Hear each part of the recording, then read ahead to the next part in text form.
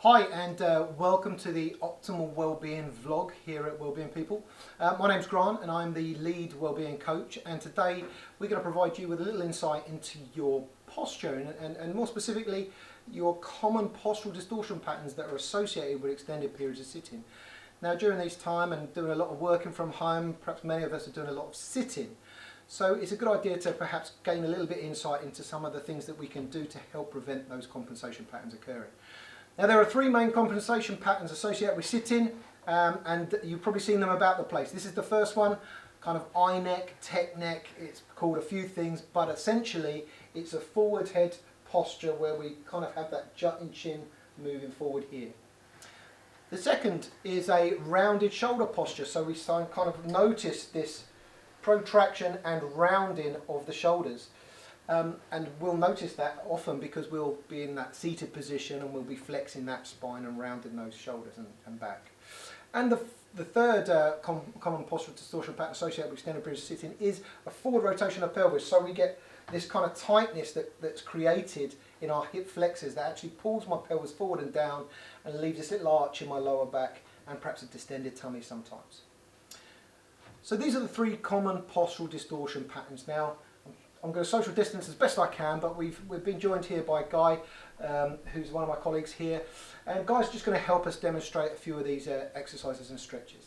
Because what we're going to do is give you a corrective strategy now to these compensation patterns. So the first is we'll notice Guy sitting there in his lovely t-shirt with his forward head posture. You'll notice his chin is migrating forward and his cervical spine, his neck is flexed.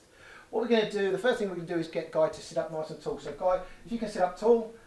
Now this is important again to set up that computer at the right height, making sure that if we are working at home ergonomically we're all set up properly. Sit up nice and tall for me, Guy.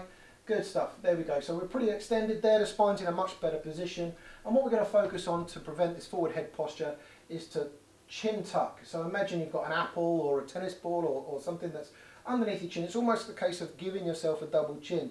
So we work at that extension of the cervical spine. Now this is a great exercise to help strengthen those muscles that are a little bit weaker.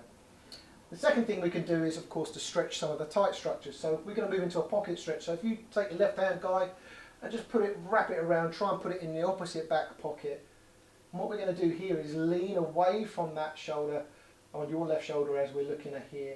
And we see we're lengthening, we're pulling the distance between the ear and the shoulder, we're kind of pulling it apart and creating that stretch. You feeling a gentle stretch down the side of your neck there, Guy? Yeah. Again, a lovely stretch to release a little bit of tension as well.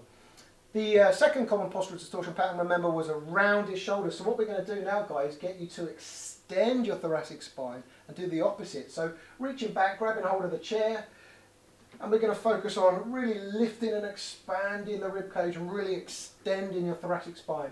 And we'll notice here that Guy's chest is expanding and pushed out. So we're pulling those muscles and structures apart, lengthening them because we know that they're tight, perhaps pulling those shoulders forward and down. And again, we can practice this and we can hold these stretches for 20-30 seconds and we can practice as often as we can. Good, another great stretch that we can do to help reduce that rounded shoulder is to stand up, Guy, if you could for a minute, just pop round the back of your chair there, and we can create this kind of 90-90 stretch here where we create 90 degrees at the hip. So we're going to stretch you out, Guy. That's it, kicking your legs back there. We're going to try and create a nice flat extended spine. There we go. So if you again relax and just lean down into it, we get shoulder flexion, we get a little stretch underneath our shoulders, specifically through our chest and our lats, or this side muscle that's often tight in this common distortion pattern. We can also add a little bit more here, so if you straighten your legs a little bit there, Guy, we start to feel perhaps a stretch down the back of our legs and that posterior chain as well is quite useful to, if you have sciatica or any kind of referred back pain, it's always these muscles that perhaps are identified as possibly tight muscles.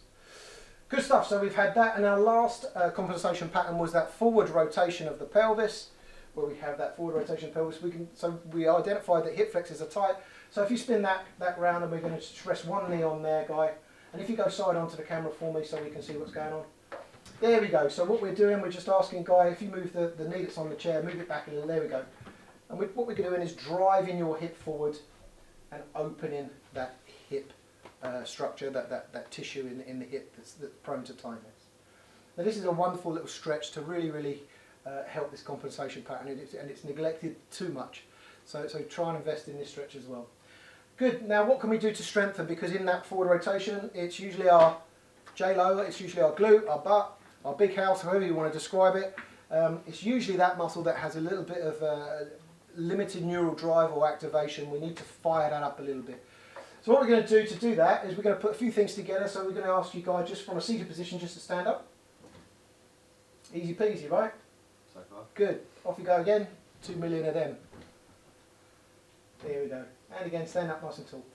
Good. Now what we're doing just by doing this fairly straightforward movement is we're utilising lots of muscle. We're utilising the muscles as they're designed to be used. We're not designed to sit on our butt. We're not designed to sit down.